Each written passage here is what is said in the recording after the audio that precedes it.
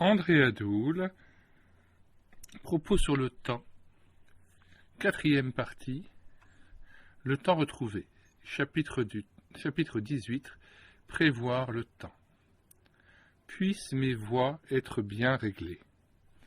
Psaume 119, 5. Ce dimanche matin, à la sortie de l'église, un ami me tire par la manche et, sans préambule, me demande « Cher ami, que faites-vous cet après-midi » Embarrassé, je balbutie. À vrai dire, rien de précis.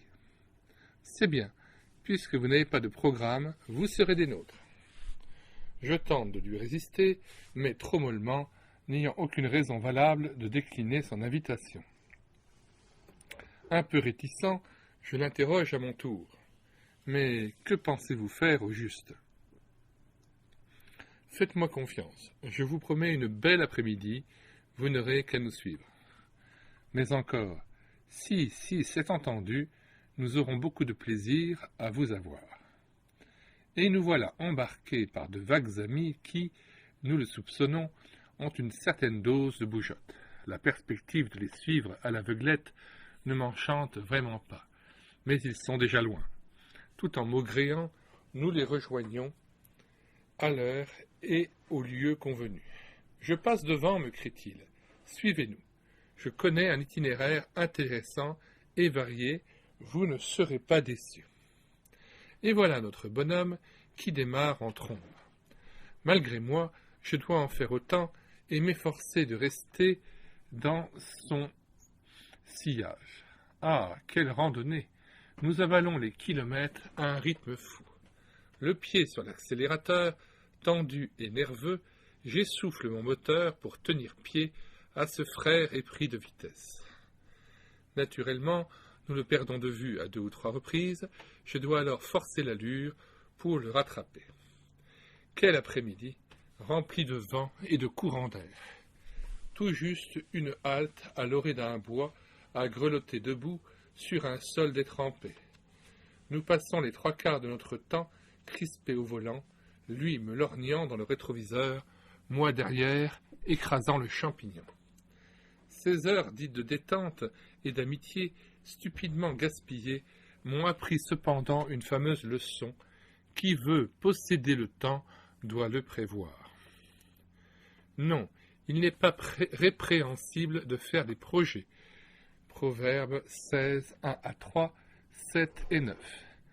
Méditer sa voie, planifier son temps est conforme à la volonté de Dieu, pourvu que nous le laissions maître de déjouer nos plans s'il le juge opportun.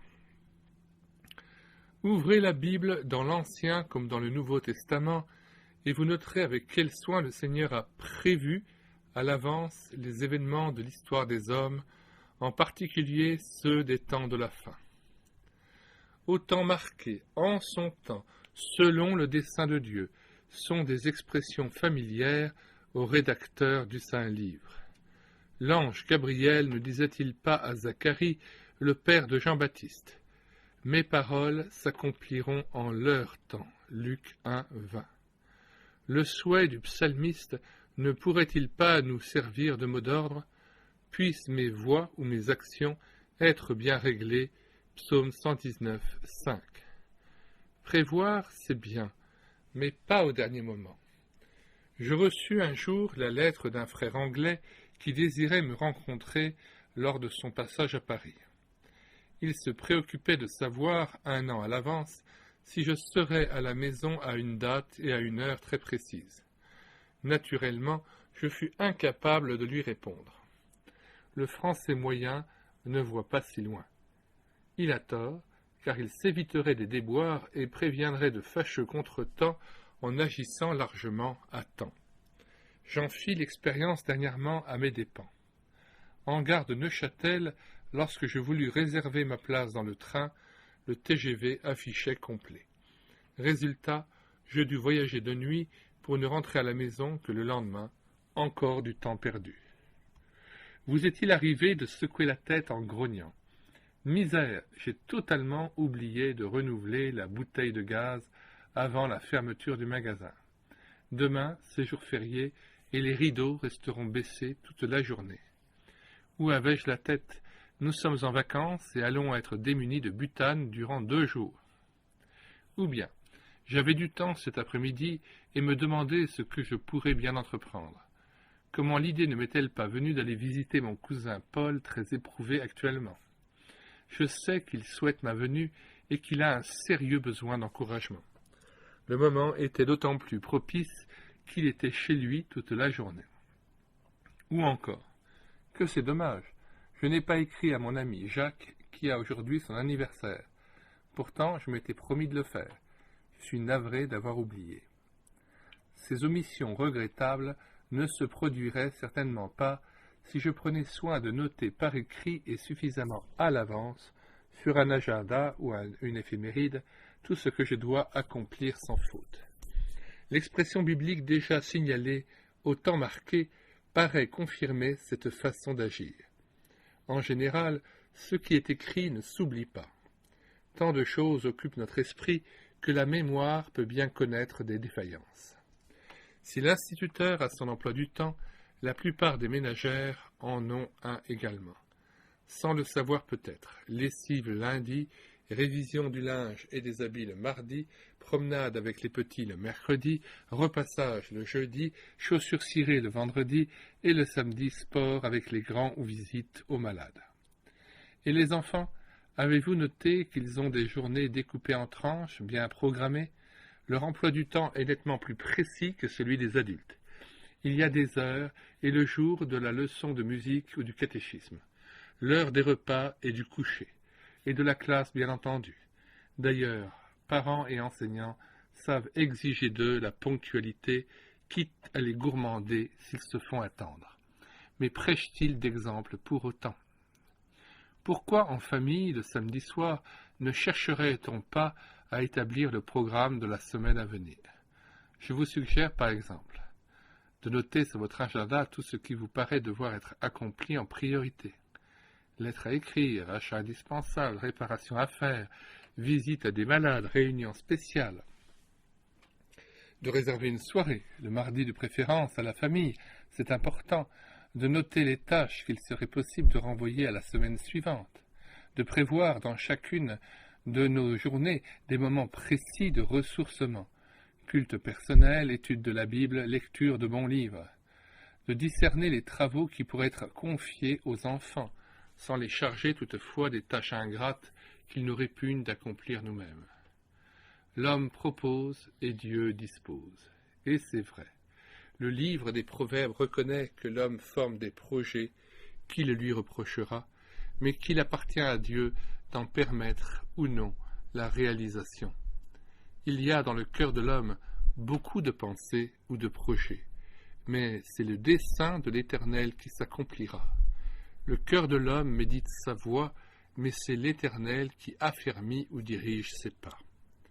Recommande à l'Éternel tes œuvres, et tes projets se réaliseront.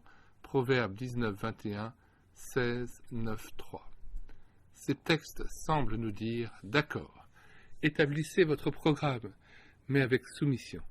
Soyez prêts à abandonner vos projets les plus chers, acceptez d'avance les contretemps qui bousculeraient vos plans, sans irritation ni murmure. Toute décision ne devrait-elle pas s'accompagner de « si Dieu le veut », ainsi que Jacques nous le recommande.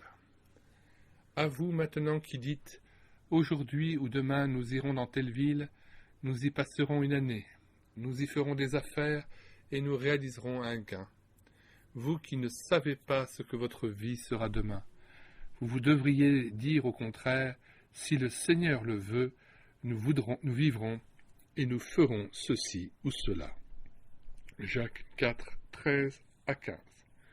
Je sais, il n'est jamais facile de fixer ses choix longtemps à l'avance. Ne risque-t-on pas d'inscrire trop de choses sur son agenda? Évangéliste itinérant, je me suis parfois trouvé à court de temps.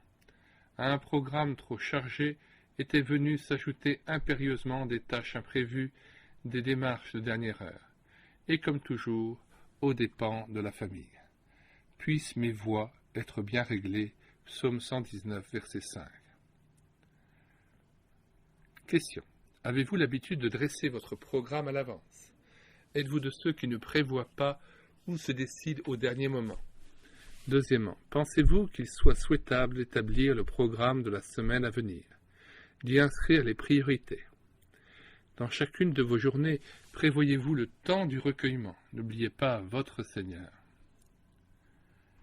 En même temps, soyez toujours joyeux, priez sans cesse, en toutes circonstances, rendez grâce. 1 Thessaloniciens 5, 16 à 18. Je déambule dans une artère populeuse d'une grande cité. Devant moi, le large trottoir est obstrué par un attroupement d'où jaillit une musique rythmée et bien nourrie. Intrigué, je hâte le pas. Une vingtaine de personnes font cercle autour d'un homme orchestre qui vaut bien, à lui tout seul, 4 à 5 exécutants.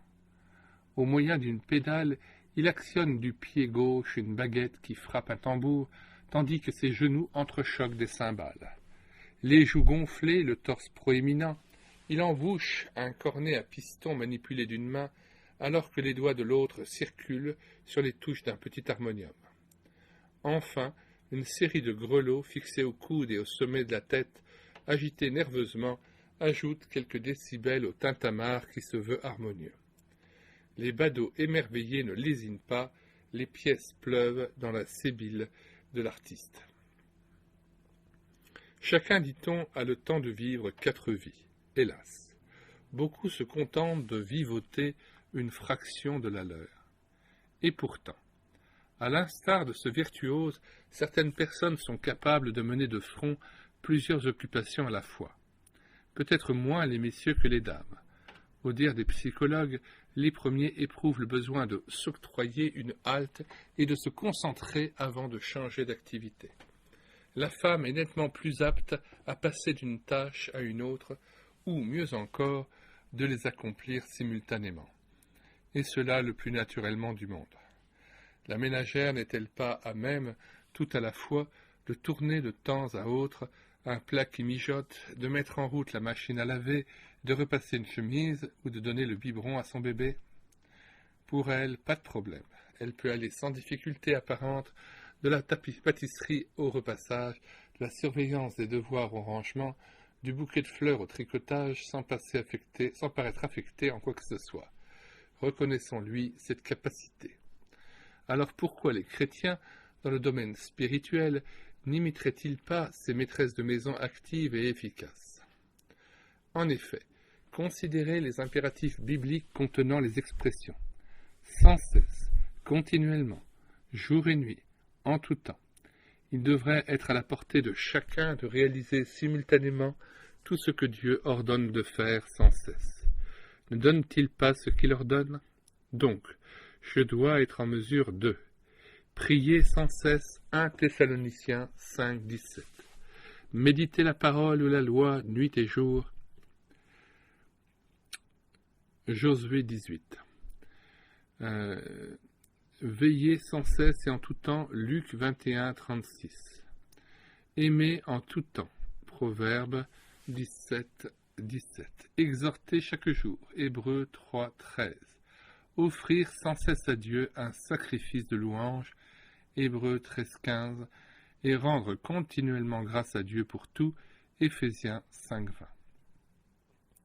Autant d'actions qui peuvent se chevaucher pour la gloire de Dieu sans que je plane dans les nuages ou néglige mon activité journalière.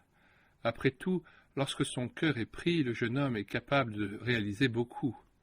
Il peut fort bien penser à sa fiancée et réfléchir au contenu de sa dernière lettre, tout en se donnant à sa tâche. De même, le chrétien peut à la fois, premièrement, méditer la parole, au fil des heures, même sur son lieu de travail, et sans pour autant sortir de la réalité, car il ne s'agit pas de rêver, il lui est vivement recommandé de repasser dans son cœur les paroles de l'Écriture. Ce livre de la loi, la Bible, ne s'éloignera pas de ta bouche, tu y méditeras jour et nuit. Josué 1,8, Psaume 1,2. Si je suis branché avec le Seigneur, le verset ou l'expression biblique qui s'est imposée à moi durant mon culte personnel, par exemple, me reviendra certainement à la mémoire, m'amenant peut-être à reconsidérer ma conduite, à donner plus de place à l'adoration, à sortir de ma susceptibilité, que sais-je. Il est nécessaire et bénéfique de lire et d'étudier le Saint-Livre. Il est mieux encore de le méditer pour en vivre. Un jeune professeur à la recherche d'une vie chrétienne authentique raconte comment il découvrit la valeur de la parole de Dieu. Un jour de congé, je pris avec moi une édition de poche de l'Épître aux Éphésiens et me rendis à la campagne. Je m'allongeai sur l'herbe et lus d'une traite les 6 chapitres de cette lettre. Mon intérêt pour cet écrit fut tel que je le relus en entier une 2e fois. Littéralement accroché par ce texte, je le parcourus au moins une 15aine de fois d'affilée. Je buvais littéralement ces lignes inspirées. Lorsque je me levais pour rentrer à la maison, j'étais un autre homme. Je possédais Éphésiens, ou plutôt c'était Éphésiens qui me possédaient. J'avais l'impression d'être assis dans les lieux célestes en Jésus-Christ. Ce fut pour moi une merveilleuse expérience inoubliable tirée de notre pain quotidien. Puissant est le livre de Dieu, hélas trop négligé. Lisons, méditons sans nous lasser les saintes Écritures. Elles ne nous laisseront ni stériles ni oublieux. Combien j'aime ta loi, elle est tout le jour l'objet de ma méditation. Psaume 119, 97. Deuxièmement, priez sans cesse. 1 Thessaloniciens 5, 17. Méditation et prière sont 2 actions possibles en même temps. Une maman de 8 enfants, fort occupée naturellement, consacrait semaine après semaine beaucoup de temps au raccommodage. Ce travail fastidieux, me disait-elle, ne m'éprouve pas, car je peux parler à Dieu et méditer sa parole tout en tirant l'aiguille. Le chrétien ne devrait-il pas vivre ses journées dans la compagnie du Seigneur et dans une atmosphère de louange? La chose est possible si je sais mettre du temps à part pour le rencontrer. Dieu m'en rendra capable pourvu que j'y sois déterminé. Le sujet de la prière sera développé plus longuement dans le chapitre 27.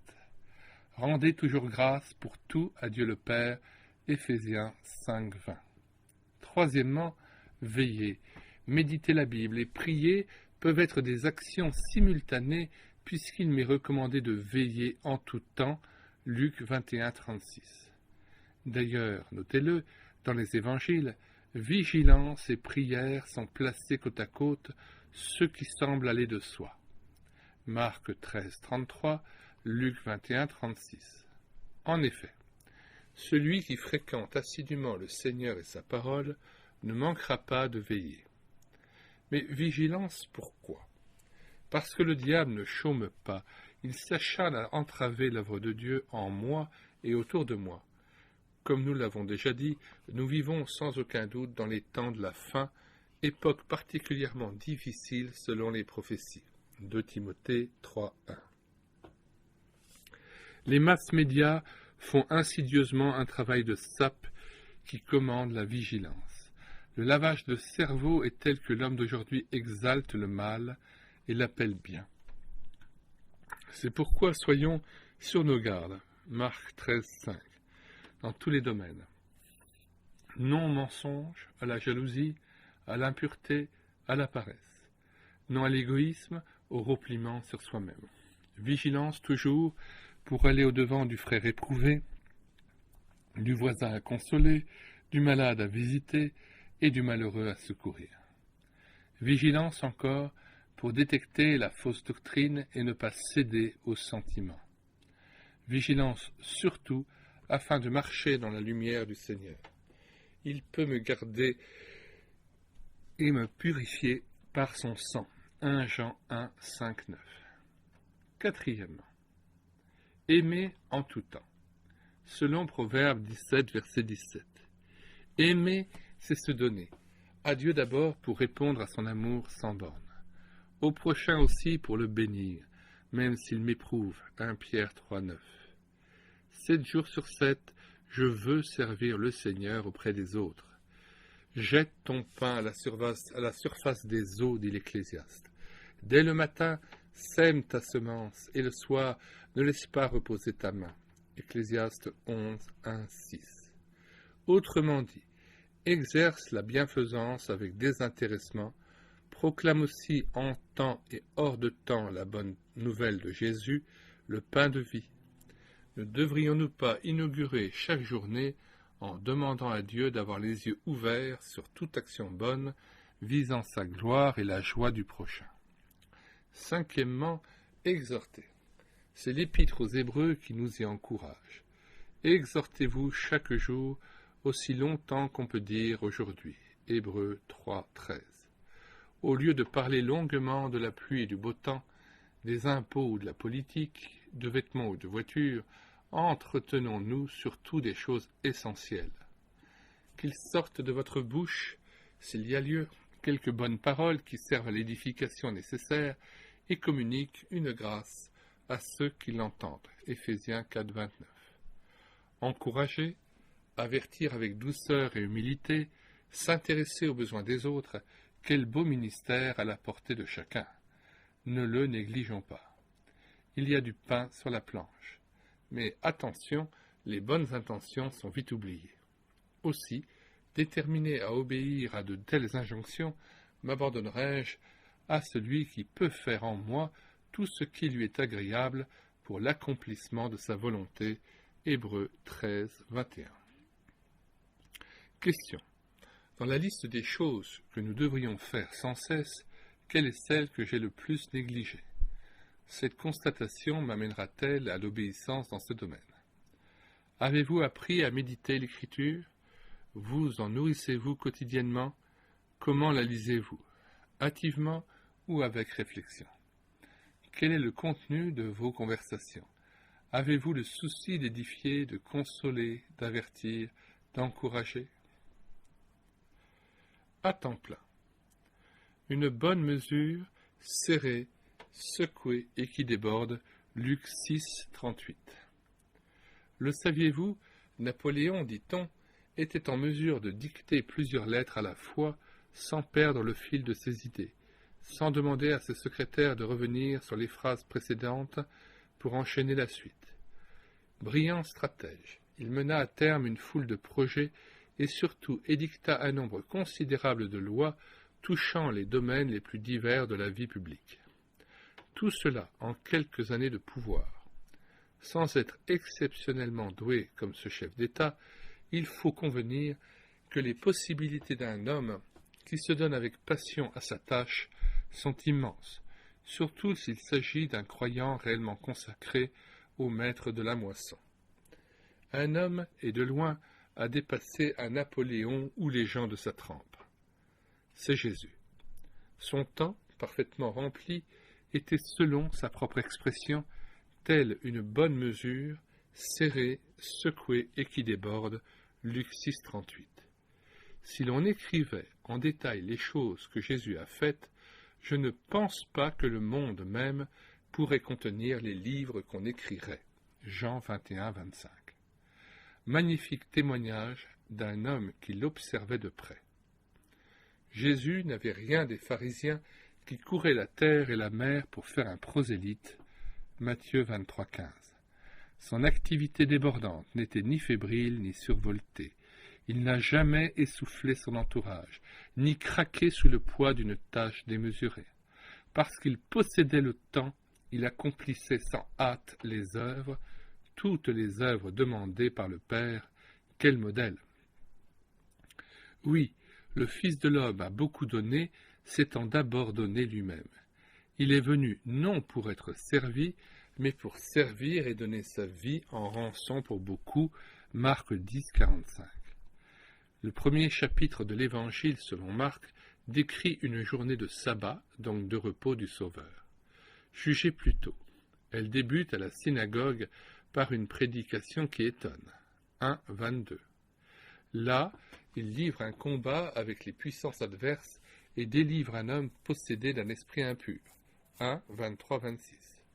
Aussitôt après, Jésus se rend dans la maison de Simon, mais sûrement pas pour s'y détendre. Il guérit la belle-mère de Pierre. 30 à 31. Il est tard. 32. On s'apprête à fermer les portes lorsqu'on entend au dehors une foule bruyante. 33. Le Fils de l'homme l'aime trop pour songer au repos. Il sort au-devant d'elle, circule dans les rangs, s'occupe de chacun avec compassion. Il guérit toutes sortes de maladies et chasse les démons. 34. Le lendemain aux aurores, 35, Pierre trouve Jésus en prière à l'écart dans un lieu désert, alors qu'il aurait pu, légitimement et avec bonne conscience, s'attarder au lit pour refaire ses forces. Quel était donc le secret du Seigneur qui sut pareillement maîtriser le temps? Il était triple si je considère l'Évangile. Première condition, une parfaite et constante communion avec le Père. C'est bien connu. Jésus vivait en relation étroite et sans faille avec celui qui l'avait envoyé. Les regards du Fils ne le quittaient pas, semblable au parfait serviteur dont les yeux se tournent vers la main de son Père, psaume 23, verset 2. Il restait constamment aux ordres de son Père, il ne céda pas à des émotions pour se jeter à corps perdu dans des actions humanitaires, pas plus qu'il ne multiplia les œuvres charitables pour répondre aux immenses besoins de sa génération. Il s'est borné à accomplir la tâche qui lui incombait. L'a-t-on vu une seule fois exprimer le regret de ne pouvoir en faire davantage, ou se plaindre de devoir remettre à plus tard une seule tâche, faute de temps? Il lui suffisait de contempler le Père pour savoir ce qu'il attendait de lui. Le Fils ne peut rien faire de sa propre initiative. Il agit seulement d'après ce qu'il voit faire au Père. Le Fils imite tout ce que fait le Père. Jean 5, 19, transcription Alfred Kuhn. Deuxième condition, avoir une claire vision de la mission que Dieu nous confie. Jésus n'est pas venu dans ce monde pour visiter notre planète ou partager la condition des hommes. Sa mission, il le savait, était de rétablir l'harmonie entre le Père et ses créatures. Déjà, à l'âge de 12 ans, il s'en entretenait dans le temple avec les docteurs de la loi. « Il faut que je m'occupe des affaires de mon Père » Luc 2, 49. Plus tard, il précisera devant la foule « Je suis descendu du ciel pour faire non ma volonté, mais la volonté de celui qui m'a envoyé. » Or, voici la volonté de celui qui m'a envoyé, que je ne perde rien de tout ce qu'il m'a donné, mais que je le ressuscite au dernier jour. Voici la volonté de mon Père, que quiconque voit le Fils et croit en lui ait la vie éternelle, et je le ressusciterai au dernier jour. Jean 6, 38-40. Reconnaissons que les gens efficaces possèdent généralement la claire vision de ce qu'ils doivent entreprendre dans leur vie professionnelle ou familiale, tout en accomplissant jour après jour tout ce que notre main trouve à faire avec la force dont nous disposons. Ecclésiaste 9, 10. Pourquoi ne demanderions-nous pas au Seigneur de nous communiquer la vision de la tâche qu'il nous incombe de réaliser dans l'Église ou hors de l'Église? Troisième condition, un réel amour pour le prochain. Animé d'un grand amour pour son Père, le Fils n'en était pas moins saisi d'une immense compassion pour l'humanité rebelle et malheureuse. Une compassion qui ne resta pas sans lendemain, car il ne ménagea pas sa peine et ne recula devant aucun sacrifice pour voler au secours des déshérités de la vie et des multitudes languissantes, perdues et sans berger. Celui qui aime son prochain peut-il rester inactif, stérile, replié sur lui-même? Il y a trop de détresse autour de lui pour qu'il puisse jouir égoïstement de son salut. Dans le foyer comme au travail ou à l'église, l'amour conduira le chrétien à entreprendre, ou à ne pas entreprendre, les actions les plus diverses, et pourquoi pas les plus inattendues. Qui est revêtu de l'amour, Colossiens 3,14, ne chôme pas. Faites tous vos efforts pour joindre à votre foi la piété, à la piété la fraternité, à la fraternité l'amour. Si ces choses existent en vous et s'y multiplient, elles ne vous laisseront pas sans activité ni sans fruit pour la connaissance de notre Seigneur Jésus-Christ. 2 Pierre 1, 5 à 8. Paul fut un vaillant serviteur chaussé du zèle que donne l'évangile de paix. Éphésiens 6, 15. L'apôtre traitait durement son corps afin de ne pas céder à la mollesse et à l'égoïsme. Il pouvait affirmer en toute humilité: « J'ai travaillé plus que tous les apôtres, non pas moi toutefois, mais la grâce de Dieu qui est avec moi. » 1 Corinthiens 15, 10. Il est instructif de suivre, dans Actes chapitre 20, les travaux de cet ouvrier infatigable. Après l'émeute d'Éphèse, propre à ébranler un homme physiquement et psychiquement, l'apôtre ne songe pas à s'offrir un mois de vacances pour calmer ses nerfs. Il part aussitôt pour la Macédoine. Verset 1. Laissant entendre par là qu'il visitera les églises de Bérée, de Philippe et de Thessalonique. Après avoir en ces lieux enseigné et exhorté les frères, il part pour la Grèce, au verset 3, retourne en Macédoine et s'embarque à Philippe pour Troas, où il parle aux chrétiens jusqu'au petit jour. Verset 11. S'accordera-t-il enfin un peu de repos? Pas du tout, puisqu'il repart le lendemain pour Assos. Verset 7. Tandis que ses amis voyagent par bateau, l'apôtre parcourt à pied, en solitaire, les 30 kilomètres qui séparent Troas d'Assos. Il veut être seul pour méditer et chercher la pensée du Seigneur, car de grandes épreuves l'attendent à Jérusalem, verset 13. Enfin, à Milet, où il fait une brève étape, il rencontre pour la dernière fois les anciens d'Éphèse, au verset 17. L'entretien se prolonge et se termine dans les larmes, car la séparation apparaît définitive. Tous, avec de grandes lamentations, se jetaient au cou de Paul et l'embrassaient. Ils étaient surtout affligés de ce qu'ils n'allaient plus revoir son visage, versets 37 à 38. Quel zèle! Seigneur, pardonne ma mollesse, mes négligences et mon égoïsme, rends-moi capable d'imiter l'apôtre qui ne faisait aucun cas de sa vie. Que tout mon temps soit employé pour toi, qu'il le soit aussi pour le bien de ceux que je côtoie. Question. Après lecture de ce qui précède, avez-vous l'impression que votre vie est bien remplie à la gloire du Seigneur? Sur quel point avez-vous été repris en parcourant ce chapitre? Êtes-vous sensible à la détresse de ceux que vous rencontrez au travail? Qu'avez-vous fait pratiquement pour soulager leur peine? Avez-vous soif de vivre en étroite communion avec Dieu?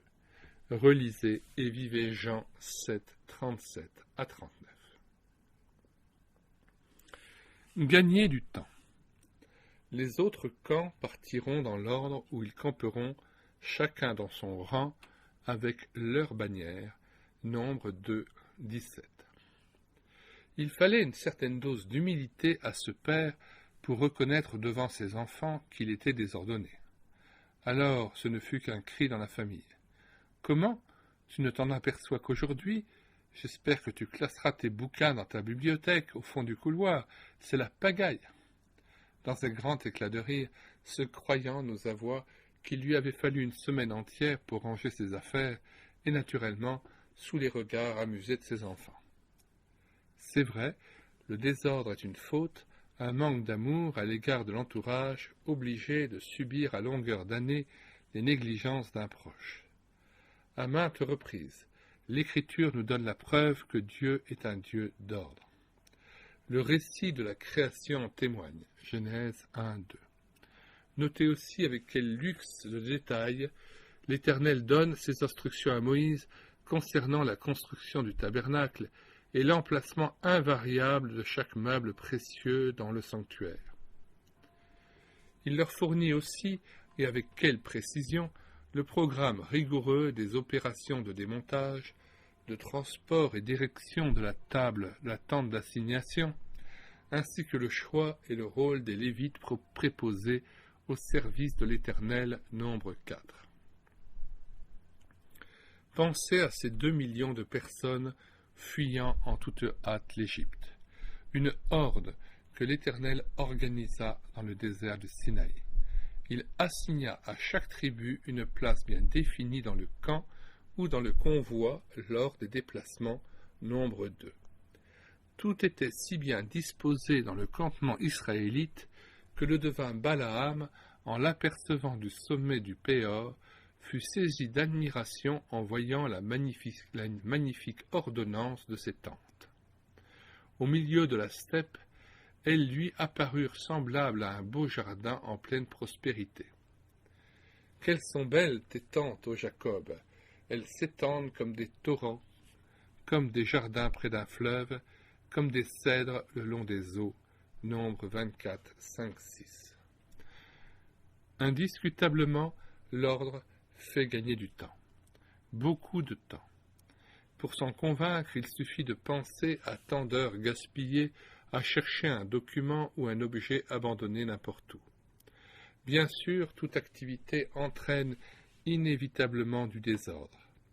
Personne ne s'étonnera de voir un salon sans dessus-dessous lorsque l'épouse promène l'aspirateur entre les meubles déplacés.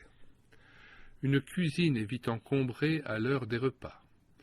Le bureau de la secrétaire peut-il rester parfaitement rangé du matin jusqu'au soir? La paperasse peut s'accumuler, mais une fois la tâche accomplie, chaque document doit retrouver sa place dans le classeur. Ici, j'évoque un vieux souvenir inoubliable pour moi.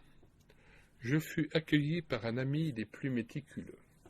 Dans son bureau propre et net, les livres étaient parfaitement alignés sur les rayons.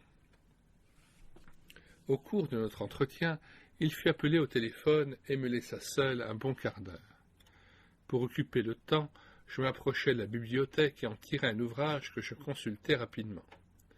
Je le remis sur la bonne étagère, mais pas exactement à sa place, à peine 2 ou 3 livres plus loin. À son retour, nous reprîmes la conversation, lorsque ses yeux s'arrêtèrent soudain sur l'objet de ma faute. Il fronça les sourcils, se leva brusquement, et sans cesser de parler, se dirigea vers l'ouvrage que j'avais consulté. Il le retira et l'inséra exactement au bon endroit. Ce goût de l'ordre me parut excessif et, cependant, cet ami me donnait là une précieuse leçon dont j'avais rudement besoin. J'étais loin de lui ressembler. Suis-je déterminé à économiser mes forces et à racheter le temps, vraiment résolu à ne plus gaspiller de précieuses minutes à fouiller dans les tiroirs avec humeur? Alors, première règle, je dois prendre le temps de donner à chaque objet ou document une place bien définie et invariable afin d'avoir le bon réflexe qui permet de le retrouver rapidement. Deuxième règle, je dois très consciemment consacrer, si possible une fois pour toutes, le tiroir, l'étagère, le classeur, le placard à tel objet ou catégorie de documents. Il faut que la mémoire enregistre la place exacte de chaque chose. Que de fois n'ai-je pas cherché le papier que j'avais inséré machinalement dans un classeur? Quoiqu'il fût bien rangé, je ne savais trop où le trouver. Troisième règle. Tout objet ou papier d'affaires doit être remis à la même place dès qu'il n'est plus utilisé. Le dicton est toujours de saison, une place pour chaque chose et chaque chose à sa place. L'ordre s'apprend pourvu que je reconnaisse en manquer et sois décidé à acquérir cette vertu. Je prouverai ma détermination en demandant à Dieu et à mon entourage de m'alerter chaque fois que je céderai au laisser-aller. L'enfant, c'est bien connu des parents, est négligent par nature. Il répugne à la discipline et tout effort le contrarie. Que de mamans découragées qui soupirent. « Ah, mon gamin laisse traîner ses jouets n'importe où. C'est à moi de les ramasser. » Lorsqu'il rentre de classe, il jette par terre ses vêtements et son cartable. J'ai beau lui dire de les ranger dans la penderie. Ou encore, la chambre de mon fils est un vrai bric-à-brac, tout y est pêle-mêle, impossible d'obtenir qu'il fasse son lit. Je suis toujours sa bonne. Les parents qui larmoient ainsi cherchent-ils vraiment à corriger leurs enfants en exigeant d'eux ordre et propreté? C'est une erreur de se décourager après 2 ou 3 interventions infructueuses, de crier tout en rangeant les affaires du fils qui traînent dans le salon. Je lui ai répété plus de 20 fois de plier sa serviette de table et de la mettre à sa place dans le tiroir. C'est en vain. Non, ce n'est pas en vain. Là comme ailleurs, c'est la persévérance qui paie. C'est pourquoi, madame, recommencez, avec fermeté et sans vous lasser. Réclamez encore et encore qu'il plie sa serviette. Un jour, vous vous apercevrez que votre insistance a porté ses fruits. Ce sera du temps gagné, car les bonnes habitudes prises dans l'enfance marquent la vie entière. Oui, exigez sans faiblir que l'ordre règne dans votre maison. Jacques, range tes jouets dans leur boîte. Accroche ton manteau à la patère dans le hall d'entrée. Ne laisse pas traîner tes cahiers sur le bureau. Range-les avec soin dans ton cartable. Ne prêtez pas l'oreille aux protestations de l'enfant, il doit y mettre du sien. Qui aime son fils ou sa fille s'appliquera à lui apprendre l'ordre. Plus tard, il vous en sera reconnaissant. Question. Avez-vous de l'ordre? Qu'en est-il de votre armoire, de votre bureau, de votre cellier, de votre grenier? Vous arrive-t-il souvent de chercher un objet ou un document? Si c'est votre cas, voudriez-vous reconnaître devant votre conjoint ou vos enfants que vous manquez d'ordre et voulez en acquérir? Confessez à Dieu ce péché particulier. Votre détermination ne vous entraînerait-elle pas à passer aux actes? Bénissez le Seigneur qui peut vous rendre capable de discipline. Les jours ouvrables. Tout ce que vous faites, faites-le, comme pour le Seigneur, et non pour les hommes, sachant que vous recevrez du Seigneur l'héritage en récompense. Servez Christ, le Seigneur. Colossiens 3, 23-24.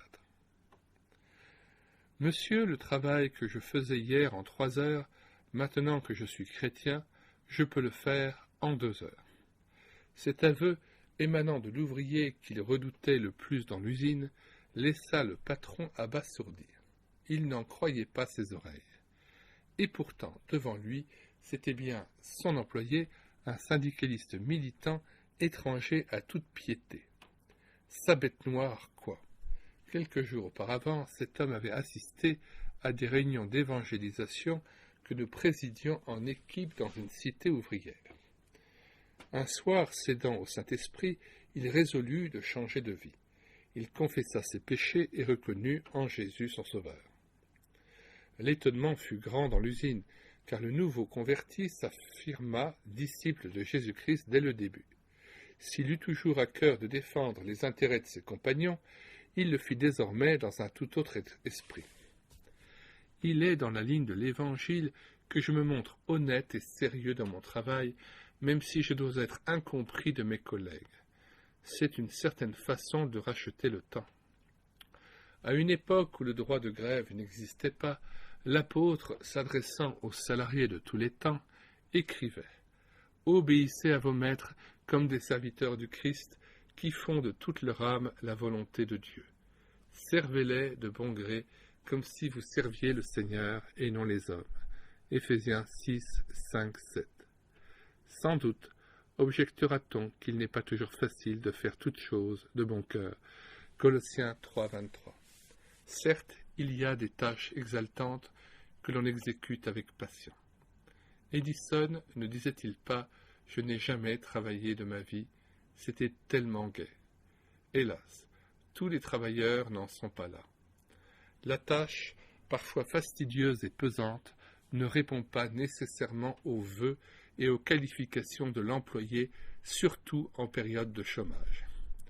Toute activité qui devait être à l'origine source de joie et occasion d'aller à la découverte de son Créateur est devenue, à cause de la chute, une souffrance et une malédiction. Une souffrance et une malédiction. C'est avec peine que tu en tireras du sol ta nourriture, c'est à la sueur de ton visage que tu mangeras du pain. Genèse 3, 17, 19.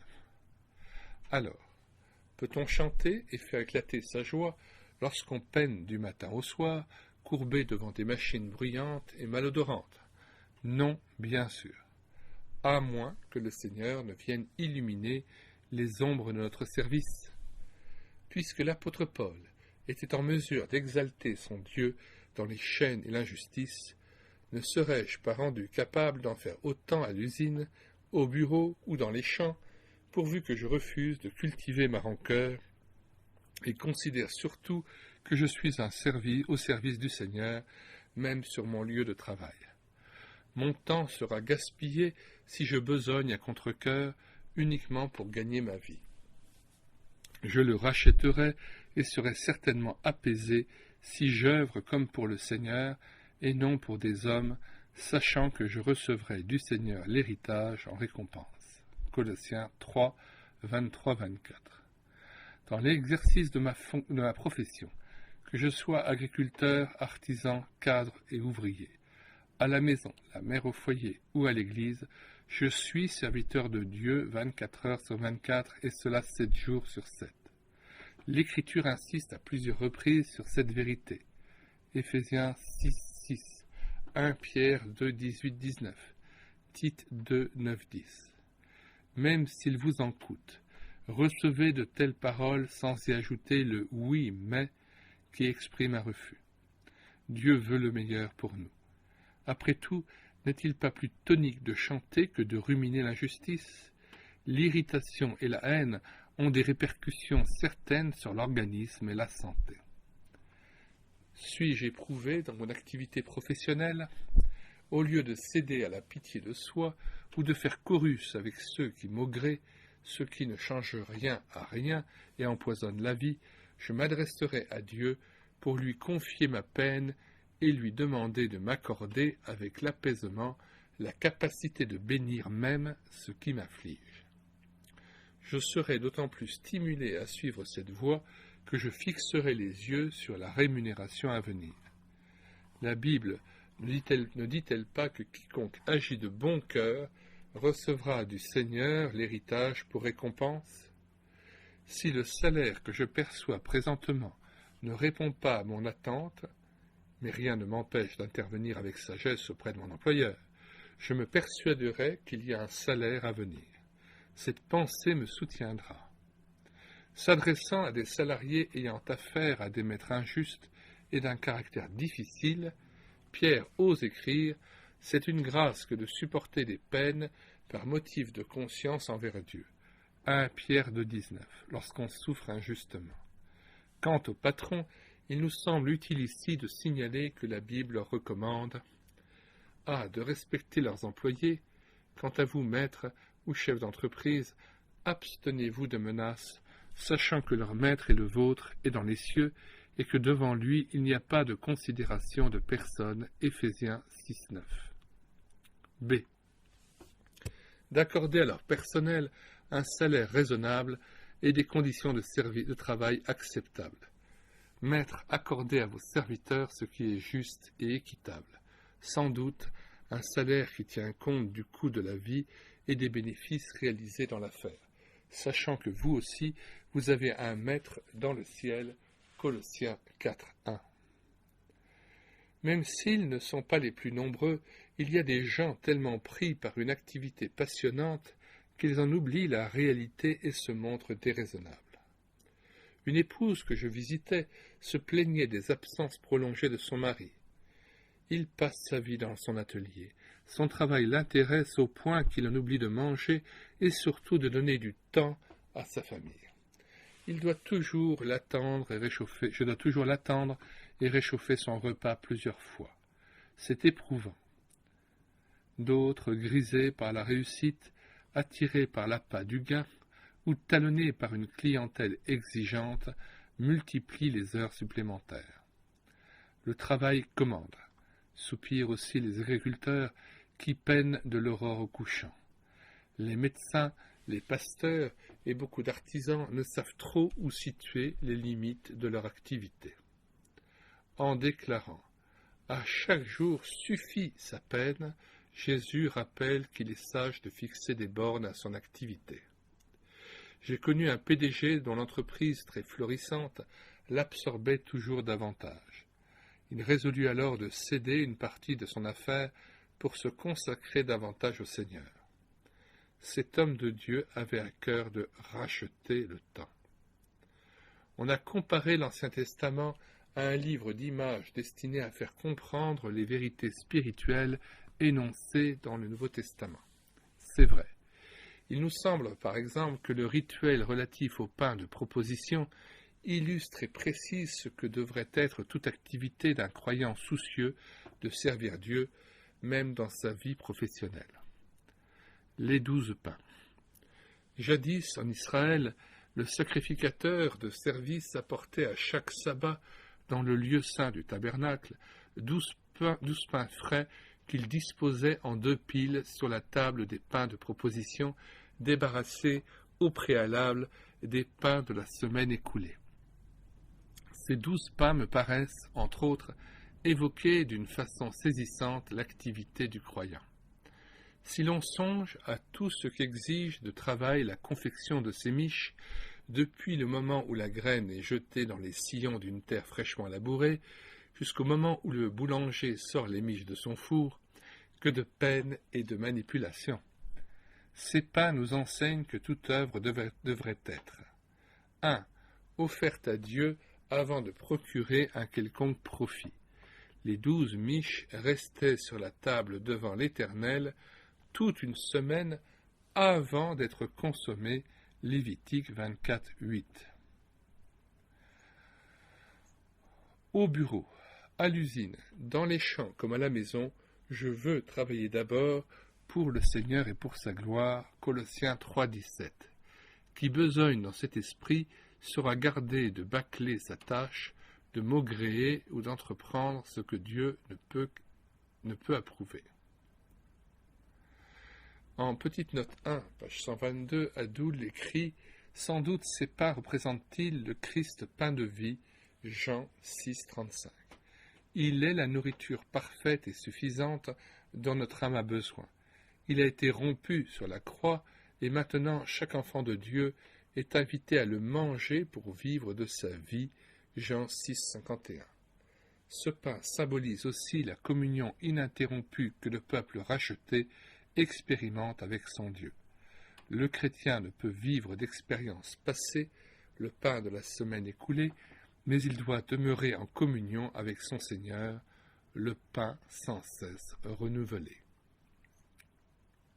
Deuxièmement, accompli avec prière et louange, ce qui m'évitera de ressasser ma peine et de faire des heures à contre-cœur, le prêtre saupoudrait d'encens chaque pile afin que ce pain soit comme une offrande devant l'Éternel.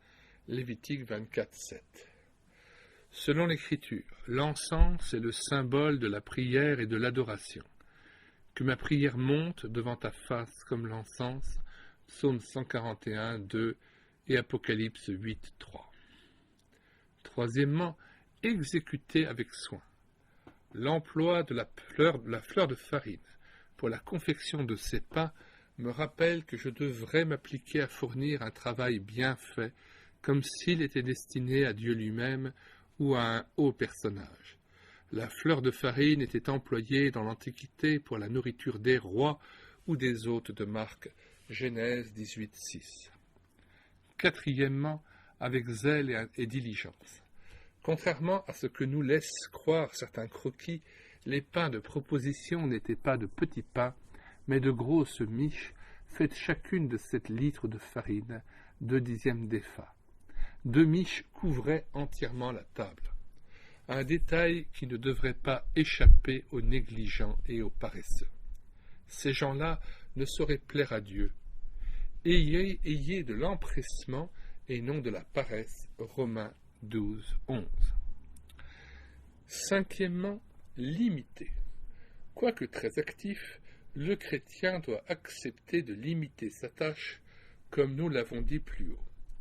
Certes, les pains sont gros mais calibrés, c'est-à-dire ni trop petits ni démesurés. Ceux qui arguent que le travail commande, pour y consacrer plus de temps qu'il ne faut, sauf dans des situations exceptionnelles, ne sont pas raisonnables. Ils attristent sûrement le Saint-Esprit et éprouvent leur entourage. À chaque jour suffit sa peine, Matthieu 6, 34, mais pas plus. En vain vous levez-vous matin, vous couchez-vous tard et mangez-vous le pain d'affliction. L'Éternel en donne autant à son bien-aimé pendant qu'il dort. Psaume 127, verset 2. Sixièmement, interrompu. Dieu n'a pas ordonné au sacrificateur de disposer sur la table 2 piles de 7 pains, mais 2 piles de 6, soit 2 pains par jour. Le travail du matin et celui de l'après-midi étant d'ordinaire séparés par une halte au milieu du jour, durant les 6 jours ouvrables de la semaine, le 7e étant consacré au repos et à l'adoration. Tu travailleras 6 jours et tu feras tout ton ouvrage. Exode 20, verset 9. Je veux observer le jour du repos hebdomadaire pour le sanctifier afin d'être rendu capable d'accomplir avec joie toute ma tâche, à la gloire de Dieu.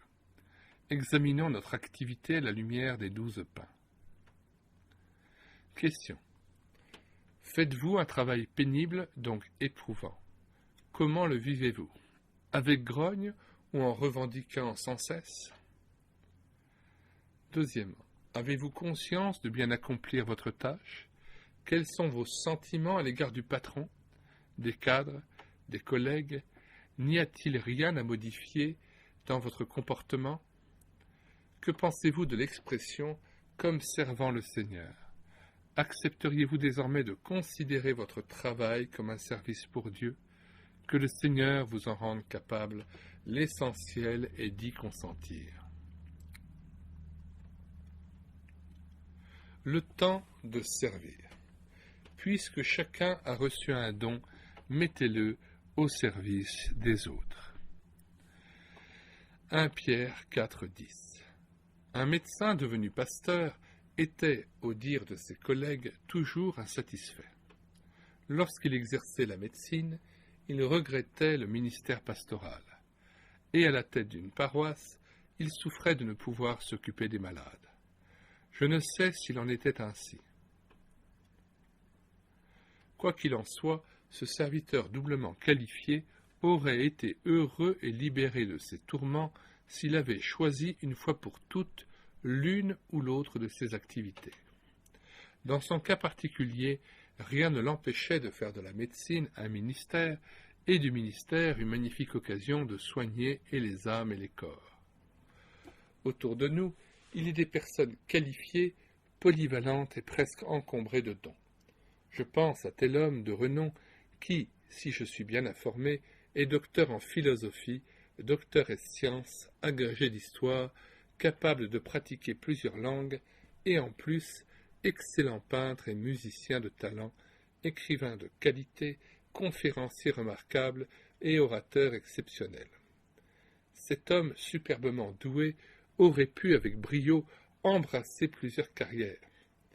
Pourtant, il a été amené à choisir une voie et à s'y engager en renonçant délibérément aux autres. Finalement, il s'est adonné à la politique, laissant le reste pour la détente. Aussi est-il devenu dans le pays un personnage de premier plan. C'est reconnu, les gens aux dons multiples ne peuvent valablement jouer sur plusieurs tableaux s'ils souhaitent sortir du rang et réaliser pleinement leur vocation. Certes, il y a des exceptions, mais il n'est jamais bon de courir plusieurs lièvres à la fois. Qui veut réussir et donner toute sa mesure doit discerner à temps sa vraie vocation pour y répondre avec enthousiasme. Un choix parfois difficile s'impose alors, car il faut consentir à éliminer les activités parasites. Il n'y a pas d'autre voie pour acheter le temps. N'ayons pas peur de nous spécialiser, reconnaît l'auteur des Pensées du matin. Aussi bien dans l'étude, la recherche que le travail. Travailler à tout, c'est ne travailler à rien. Donner tour à tour ses forces à toutes les œuvres, c'est n'en faire aucune avec vigueur, c'est rester à l'écart de la perfection. La perfection ne s'atteint que par la consécration de toutes les forces de la volonté à une œuvre déterminée, à un champ de travail spécial. Sans doute, cette délimitation rigoureuse de l'activité ne va pas sans des renoncements douloureux. Il est des goûts qu'il faut sacrifier, des lectures, des travaux qu'il faut ajourner et remettre à bien longtemps. Mais ici, la récompense ne tarde pas à couronner un travail opiniâtre et bien déterminé dans son but et dans ses moyens d'action. Elle vient sous la forme d'une aptitude agrandie pour toute espèce d'œuvre, d'une compétence plus étendue dans un plus grand nombre de domaines, d'un accroissement général des forces et des capacités. Certes, il y a des gens aux dons multiples, mais plus nombreux encore sont ceux qui ignorent s'ils sont qualifiés pour la moindre tâche. Or, si les gens polyvalents sont appelés à faire un choix difficile et à s'y tenir, les autres ne devraient-ils pas s'employer avec autant d'énergie à découvrir leurs qualifications spécifiques afin de chercher un emploi conforme à leurs compétences? En période de chômage, la chose n'est pas toujours possible. Certains adolescents vous diront avec précision et assurance le métier qu'ils veulent exercer plus tard. Et parce qu'ils discernent leur don de bonheur, ils orientent leur étude en vue de se former pour l'exploiter à fond le moment venu. Le succès les attend sans aucun doute. D'autres jeunes, peut-être les plus nombreux, ne savent trop quel travail pourrait leur convenir. Ils pensent à tel emploi, puis à tel autre, sans être vraiment fixés. On est en droit de se demander ce qui motive réellement leur choix. Si leur seule ambition est de trouver un travail bien rémunéré qui n'exige pas trop d'efforts, on peut alors, sans risque de se tromper, leur prédire qu'ils ne seront guère heureux dans leur activité, à moins que leur mentalité ne change au fil des jours, ce qu'on leur souhaite bien entendu. On retrouve ces deux catégories de serviteurs dans l'Église. D'un côté, les chrétiens riches de dons, déterminés à remplir un ou plusieurs ministères dans leur communauté. Et de l'autre, la multitude de chrétiens inemployés, fidèles aux réunions certes, mais sans ressort.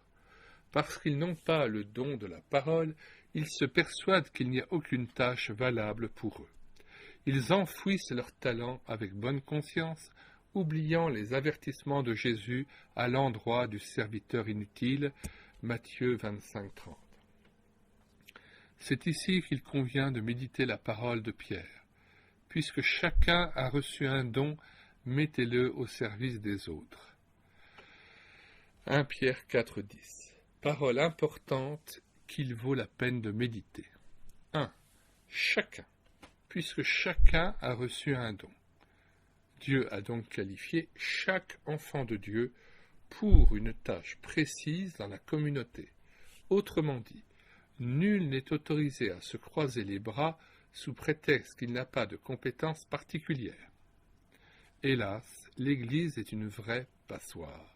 Il y a beaucoup de trous, que de fonctions non remplies, que de ministères vacants. Ne nous étonnons pas alors de voir tant de communautés végéter, malgré le zèle déployé par quelques-uns de leurs membres. Or, l'idéal ne serait-il pas que chacun s'épanouisse dans une société où tout le monde est à l'œuvre? En tout cas, nous devrions être reconnaissants pour la présence autour de nous de menuisiers, de boulangers, de peintres, de maçons, de jardiniers. Que deviendrions-nous si l'on ne trouvait plus de maraîchers et de bouchers dans nos cités? Pas de mécaniciens ni d'infirmières, mais seulement des gens de la parole. Avocats, professeurs, crieurs publics, la vie y serait bien compliquée, pour ne pas dire impossible. De même, dans l'Église, trop de ministères font défaut. Connaissez-vous le don, la qualification qui est la vôtre pour servir le Seigneur? Avez-vous cherché à découvrir ce don pour remplir votre mission parmi ses enfants? Ne voudriez-vous pas vous entretenir avec les responsables de l'Église de ces choses et leur dire votre désir de vous rendre utile dans la communauté? Lorsqu'une personne rencontre le Christ et s'agrège à l'Église locale, il faudrait sans tarder faire la fête pour l'accueillir comme on le fait dans un foyer pour un nouveau-né. Puis, il serait opportun de s'entretenir avec elle pour lui faire prendre conscience que Dieu l'a qualifié en vue d'une tâche précise dans ou hors de l'Église.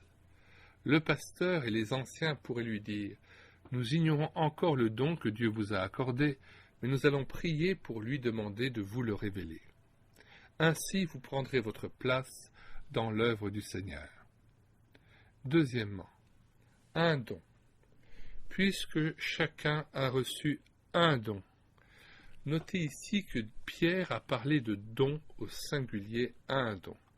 Certes, il est possible d'en posséder plusieurs. L'apôtre Paul n'en manquait pas. Toutefois, il en est un qui doit primer les autres, un don que le chrétien devra développer en priorité et mettre au service des autres, conformément à la vocation qui lui a été adressée. Or, puisqu'il est demandé à chacun d'utiliser le don qu'il a reçu, il va de soi que tout chrétien devrait le connaître ou se préoccuper de le connaître. Généralement, c'est en se mettant humblement au travail, en acceptant d'accomplir de modestes tâches, que le jeune chrétien et les frères avec lui découvrent le ministère auquel il est appelé. Troisièmement, au service des autres. Mettez ce don au service des autres. Dieu ne nous qualifie pas pour faire étalage de nos talents et nous mettre en avant. C'est le danger que nous courons s'il nous est donné de jouer un rôle de premier plan dans l'assemblée. Non, mais soumis les uns aux autres dans la crainte du Christ, Éphésiens 5, 21, nous restons au service de nos frères pour leur joie et leur progrès spirituel à la gloire de Dieu. Que tout ministère s'exerce dans l'humilité, chacun veillant à ne pas empiéter sur celui des autres. N'ayez pas une opinion exagérée de votre importance, dit l'apôtre Paul, mais que chacun de vous s'efforce de se faire une idée juste sur lui-même. Ne surestimez pas vos capacités, n'aspirez pas à ce qui dépasse vos possibilités ou qui déborde votre vocation. Acceptez vos limites, celles que vous tracent les dons particuliers qui vous ont été départis en vertu de votre foi. Romains 12.3, transcription Alfred Kuhn. Donc, pas de compétition ni de concurrence dans l'Église. Chacun a sa place dans l'harmonie et la soumission réciproque. Il y a des dons particulièrement reconnus, celui d'évangéliste, d'enseignant, de prédicateur. Ils ne doivent pas faire oublier les autres, considérés à tort plus modestes. Dieu honore ceux qui le servent, et ils recevront les récompenses promises, quelle que soit la mission accomplie. Après tout, Dieu révèle ses dons à ceux qui sont déterminés à le servir. Voici encore 2 conseils pour être plus efficace. A. Ne reléguez pas en queue de programme les tâches désagréables. Empoignez-les en priorité. Vous serez ainsi soulagé de les avoir liquidées, ce qui décuplera votre énergie. Il est pesant de savoir qu'une tâche difficile nous attend. B.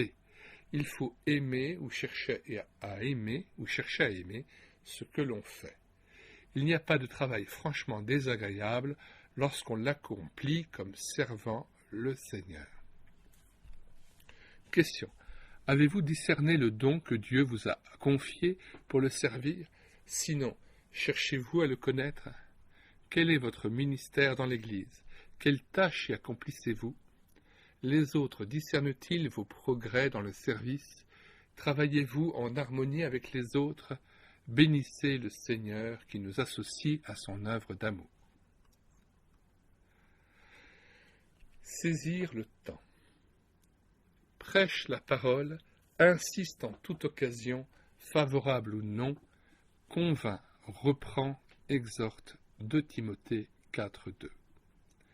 Comme nous l'avons signalé au chapitre intitulé « 4 bonnes raisons », le terme grec traduit par « racheter » dans l'expression « racheter le temps », Éphésiens 5.16, signifie plus exactement « acheter en épuisant jusqu'aux dernières possibilités les occasions qui me sont offertes ».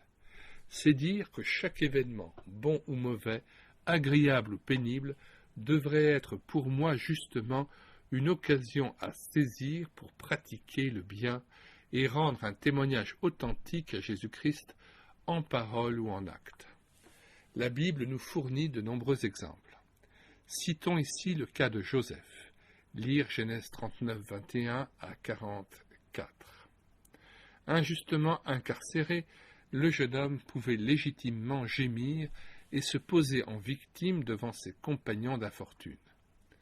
Au lieu de s'attarder sur ses malheurs et de céder ainsi à la pitié de soi, il observe et sert, sans en mépriser aucun, les prisonniers dont il a la surveillance. 39, 22. Il n'y a rien de tel que de se donner aux autres pour échapper à ses propres problèmes. Dans ce cachot obscur et malodorant, le fils de Jacob a réellement des yeux qui voient. En effet, il décèle l'inquiétude dans le regard de certains détenus. Joseph vint au matin vers eux, les regarda et les vit tout tristes. Genèse 46. Ainsi, l'occasion lui est-elle donnée d'entamer la conversation avec eux et de s'informer sur ce qui les accable. La suite du récit rapporté dans la Genèse nous révèle les conséquences de ce simple entretien. 2 ans plus tard, Joseph gravira d'un coup le sommet de la hiérarchie, devenant un instrument de salut pour sa propre famille. Dans les chaînes comme sur les routes, Paul sait fort bien utiliser son temps. En prison à Philippe et ensuite à Rome, l'apôtre ne gémit pas. Il a d'autres choses à faire. En tout cas, il préfère chanter les louanges de Dieu, impressionnant à salut des gens au passé chargé. À Rome en particulier, il peut dire, dans tout le prétoire et partout ailleurs, il est devenu manifeste que c'est pour le Christ que je suis dans les chaînes. La plupart des frères, confiants dans le Seigneur en raison de mes chaînes, ont beaucoup plus de hardiesse pour annoncer sans crainte la parole de Dieu.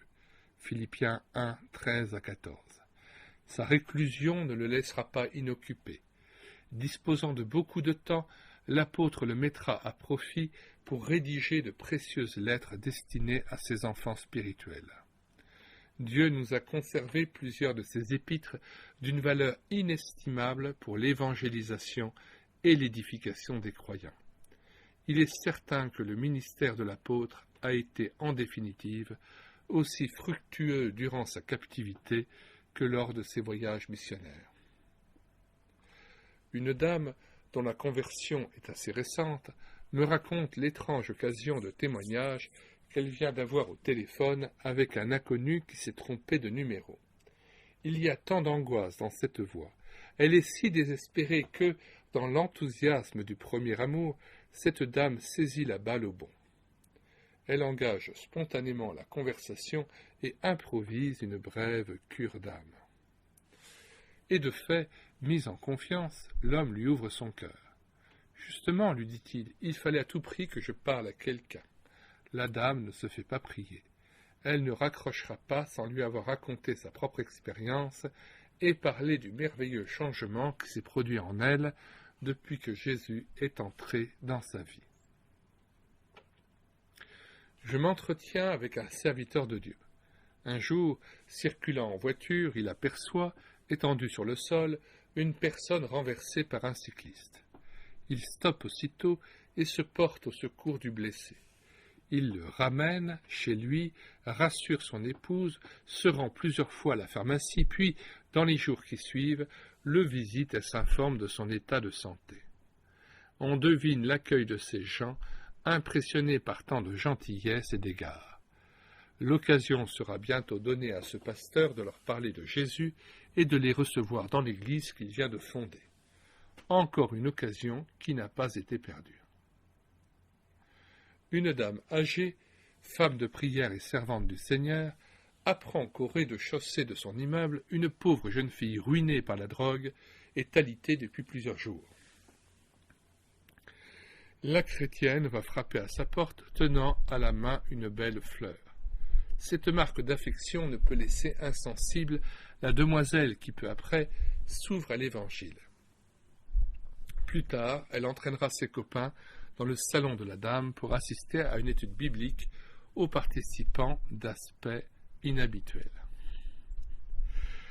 Un client vient se plaindre à un commerçant chrétien au sujet d'une marchandise défectueuse qu'il lui a vendue. Je reconnais vous avoir mal servi, avoue le marchand. J'aurais dû vérifier plus sérieusement ce que je vous ai remis. Je vais vous remplacer cela tout de suite. Ah, vous pouvez parler. Pour un chrétien, c'est pas glorieux. Hélas, oui. Je ne suis pas irréprochable, et vous comprenez sans doute pourquoi j'ai besoin d'un sauveur qui enlève mes fautes et me pardonne. Et vous aussi, mon cher ami, vous avez besoin d'un sauveur. Je crois me souvenir qu'à la suite de cette conversation, le client, touché et convaincu par tant de franchise, se tourna vers le Christ. C'est en Alsace. Je me trouve dans un bus en compagnie d'une chrétienne. Alors que nous roulons, je la vois soudain se lever et se diriger vers deux hommes qui parlent bruyamment avec force éclat de rire. La dame s'entretient quelques minutes avec ces hommes qui finissent par se taire, un peu confus. De retour à sa place, elle me confie. Ces gens blasphémaient dans leur dialecte.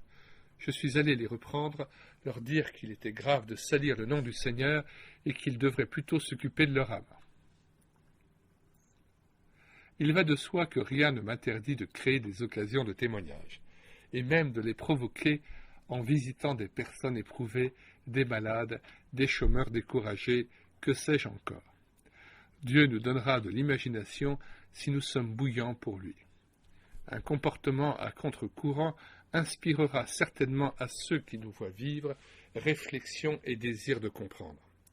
Si j'entreprends de réparer mes torts commis dans le passé, si je tiens coûte que coûte à rester fidèle à la parole donnée, celui qui marche dans l'intégrité ne se rétracte pas s'il a fait un serment à son préjudice. Psaume 15, verset 4. Ou refuse de mentir, quitte à essuyer des pertes ou à subir la désapprobation de mes proches.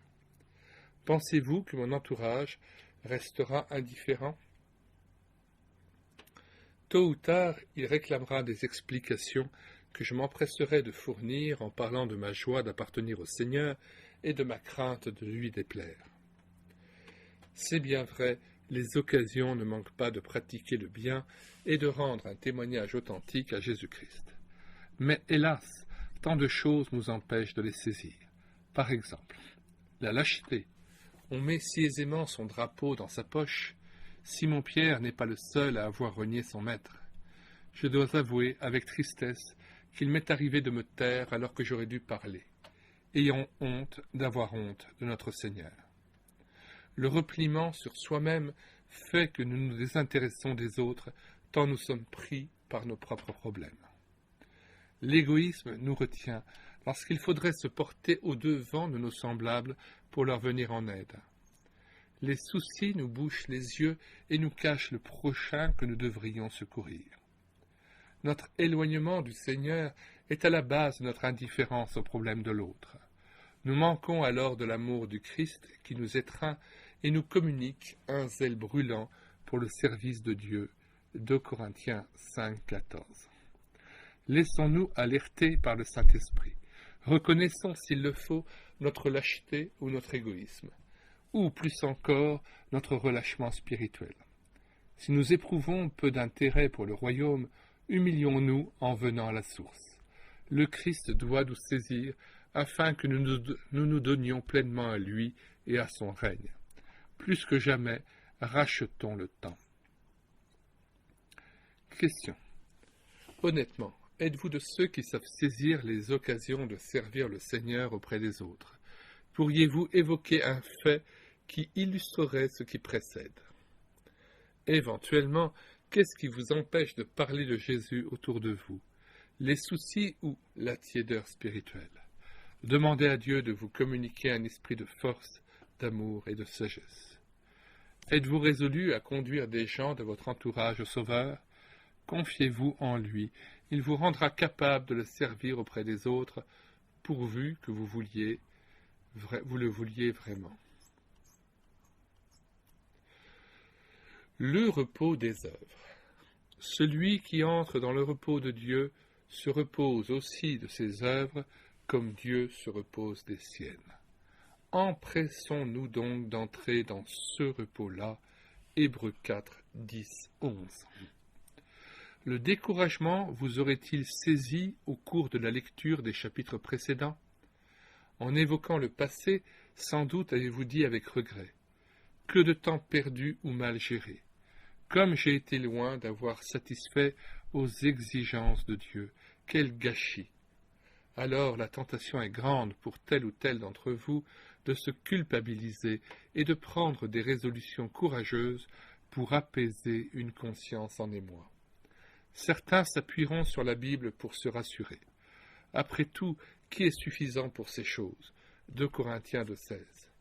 D'autres, les plus dynamiques, s'engageront dans de nouvelles actions et tenteront de rattraper le temps perdu, estimant peut-être que toutes les exigences de Dieu sont remplies là où il y a une grande activité pour lui. Et parce qu'ils sont actifs pour le Seigneur en public, ils se sentiront libres de se montrer égoïstes ou maussades dans leur vie privée. C'est vrai, les exigences de Dieu sont grandes, lui qui nous appelle à une vie de complète consécration et d'entière confiance.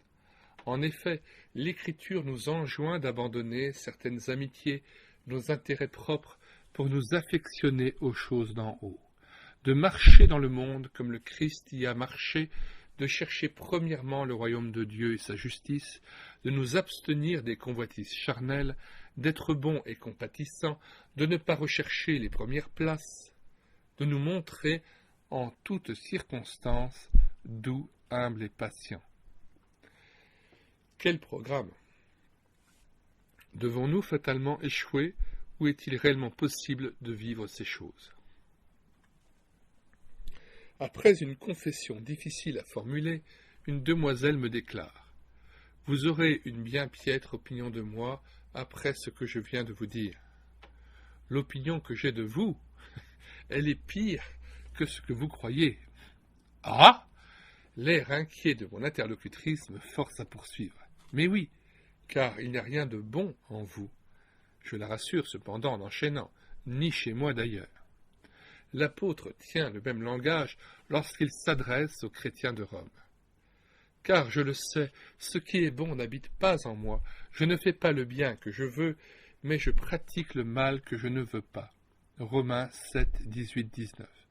En précisant « je le sais », verset 18, Paul démontre qu'il en est très conscient pour en avoir fait la cuisante expérience. Le croyant le plus résolu à racheter le temps par ses propres moyens devra bientôt déchanter et s'avouer vaincu. Il en fera d'autant plus vite la douloureuse expérience qu'il sera plus déterminé à triompher. Comme l'apôtre, il découvrira que le péché prend vie dans son effort d'obéissance. Romains 7, 14, 24. Captif de la loi du péché, verset 23, il se sait totalement incapable de plaire à Dieu malgré son ardent désir. 22. Aussi, vaincu, clame-t-il son désespoir. Malheureux que je suis, qui me délivrera? Et c'est alors que paraît le libérateur. Émerveillé, l'apôtre s'écrie: grâce soit rendue à Dieu par Jésus-Christ, 24-25. Là, il expérimente l'affranchissement tant souhaité. Là, il découvre le vainqueur. Le croyant devient libre dès lors qu'il désespère de lui-même. Il cesse de s'accuser. N'est-il pas incurable, impuissant à améliorer sa nature égoïste? Quand je reconnais et accepte cette réalité, mes yeux s'ouvrent et je change d'attitude. Je renonce à mes œuvres propres, à mes vaines tentatives de plaire à Dieu, et je viens à la source, à Jésus, qui veut opérer en moi ce que je ne puis accomplir. Il faut nous en convaincre. La délivrance ne viendra pas de nous, ce n'est pas nous, mais un autre, le Sauveur, sur lequel le malin n'a pas de prise, qui nous affranchira et nous rendra capables d'obéir. Grâce soit rendue à Dieu, qui nous donne la victoire par notre Seigneur Jésus-Christ. 1 Corinthiens 15, 57. Dieu nous donne la victoire par Jésus-Christ. Signifie qu'il nous donne la victoire de Jésus-Christ, qu'il nous donne l'humilité de Jésus-Christ, la justice de Jésus-Christ, la sagesse de Jésus-Christ, le discernement de Jésus-Christ. S'il y a de l'amour, de l'humilité, de la justice, de la fidélité dans ma vie, ces choses ne sont pas de moi, ne m'appartiennent pas. Ce sont les choses du Seigneur. C'est son manteau dont il m'a recouvert, c'est sa vie qu'il m'a prêtée, et c'est à lui qu'il faut donner gloire. Quelle détente de corps et d'esprit éprouverait nombre de chrétiens s'ils pouvaient réaliser leur absolue impuissance en ce qui concerne leur développement spirituel. Représentez-vous un enfant persuadé que sa croissance dépend de ses propres efforts, et qui organiserait un système de poulies pour étirer ses membres jusqu'à ce qu'il ait atteint les dimensions voulues. Ces tourments seraient inutiles si même ils n'entravaient pas les progrès tant désirés. Croître dans la grâce est une injonction du Seigneur de Pierre 3,18. C'est renoncer à toute confiance en soi-même, à toute force propre, à toute justice propre pour ne compter que sur Dieu. C'est croître comme le lys ou comme l'enfant, Matthieu 6, 27-28. Sans effort ni anxiété, par la puissance d'un nouveau principe de vie, déposé par Dieu en nous, qui ne peut faire autrement que de se développer.